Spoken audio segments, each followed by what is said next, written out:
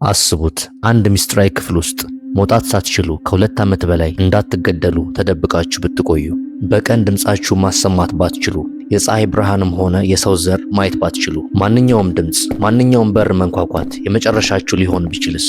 ይህ ታሪክ በ15 ዓመቷ ሕይወቷ ያለፈው ሕፃን አና ፍራንክ ጋር ይወስደናል። አና ፍራንክ ማን ገደላት? የዚህን ጥያቄ መልስ ከማግኘታችን በፊት አና ፍራንክ ማን እንደነበረች እንወቅ። አና ፍራንክ ወታደር አልነበረችም፣ ፖለቲከኛም አልነበረችም፣ የዓለም መሪም አልነበረችም። ትልቅ ሕልም ያላት ሕፃን ልጅ ነበረች። አና ፍራንክ ሰኔ 12 ቀን በ1929 በጀርመን ፍራንክፈርት ተወለደች።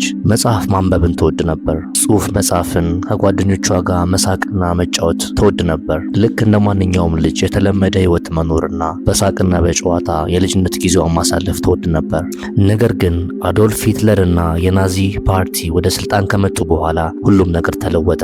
አይሁዶች ለጥቃትና ለመድሎ መጋለጥ ጀመሩ። ስለዚህ የአና ወላጆች ከጀርመን ወጥተው ወደ ኔዘርላንድ አምስተርዳም ለመሄድ ወሰኑ። ለተወሰነ ጊዜ ሰላም ይመስል ነበር። አና ትምህርት ቤት ገባች፣ ጓደኞች አፈራች፣ ደች ቋንቋ ተማረች። ከሁሉ በላይ ደግሞ ለመጽሐፍ ያላት ፍቅር እየጨመረ ሄደ። ነገር ግን በ1940 ናዚ ጀርመን ኔዘርላንድን ወረረች። ከዚያ በኋላ የአና ነጻነት በቀስታ መጥፋት ጀመረ። የአይሁድ ልጆች በተለየ ትምህርት ቤት እንዲማሩ ተገደዱ። በየቀኑ አዲስ ሕግ ይወጣ ነበር። ሕይወታቸውም እየከበደ ሄደ። ከዚያም በ13ኛ የልደት ቀኗ ቀይና ነጭ ሽፋን ያለው ትንሽ ደብተር በስጦታ መልክ ተሰጣት። እሷም ያንን ደብተር ዲያሪ ለማድረግ ወሰነች። ኪቲ ብላም ሰየመችው። በዚያ ደብተር ውስጥ ሕይወቷን፣ ህልሞቿን፣ ፍርሃቷንና ተስፋዋን መጻፍ ጀመረች። እነዚያ ገጾች አንድ ቀን በሚሊዮኖች እንደሚነበቡ ግን አላወቀችም ነበር። 1942 በሐምሌ ወር የአና ታላቅ እህት ማርጎት ወደ ናዚዎች የሥራ ካምፕ እንድትሄድ ትዕዛዝ ደረሳት። የፍራንክ ቤተሰብ ይህ ምን ማለት እንደሆነ ያውቁ ነበር። ከቆዩ ይያዛሉ። ስለዚህ ተደበቁ። በአባቷ የሥራ ቦታ ውስጥ ካለ የመጽሐፍት መደርደሪያ ጀርባ የተደበቀ ሚስጥራዊ ክፍል ነበር። ከ2 ዓመታት በላይ እዚያ ውስጥ ይኖሩ ነበር። በቀን ድምጻቸውን ማሰማት አይችሉም ነበር።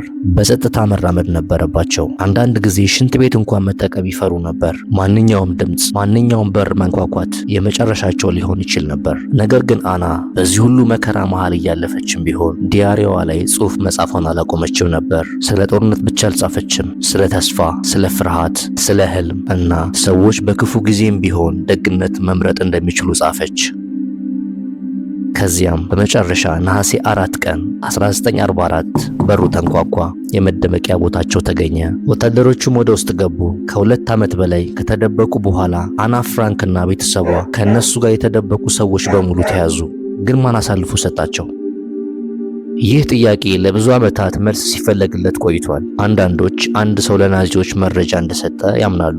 ሌሎች ደግሞ የመደበቂያ ቦታው በአጋጣሚ ሊገኝ እንደቻለ ይናገራሉ። እስከዛሬ ግን ማን እንደጠቆመ በእርግጠኝነት የሚታወቅ ነገር የለም። ከተያዙም በኋላ አናና ቤተሰቧ ወደ ተለያዩ የማጎሪያ ካምፖች ተላኩ። በመጨረሻ አናና እህቷ ማርጎት ወደ በርገን ቤልሰን ተወሰዱ። በዚያ ያለ ሁኔታ አሰቃቂ ነበር። ምግብ አነስተኛ ነበር። ሰዎች በበሽታ እየሞቱ ነበር። አናና እህቷም በታይፈስ በሽታ ተያዙ፣ ደከሙም፣ በጣም ታመሙ። ምንም አይነት ሕክምና ሳያገኙ በ1945 ካምፑ ነፃ ከመውጣቱ ከጥቂት ሳምንታት በፊት ሕይወታቸው አለፈ። ስለዚህ አና ፍራንክ ማን ገደላት? አንድ ሰው ብቻ አልነበረም፣ አንድ ጥይትም አልነበረም። እሷን የገደላት በጥላቻ ላይ የተመሰረተ ስርዓት ነበር። ነገር ግን አና አንድ ህልም ነበራት። ከሞትኩ በኋላም ቢሆን ሰዎች እንዲያስታውሱኝ ፈልጋለሁ። ያ ህልሟ እውን ሆነ። ከጦርነቱ በኋላ አባቷ ኦቶ ፍራንክ ብቻውን ተረፈ። የአና ዲያሪ ተጠብቆ ነበር። እሱም ማሳተመው።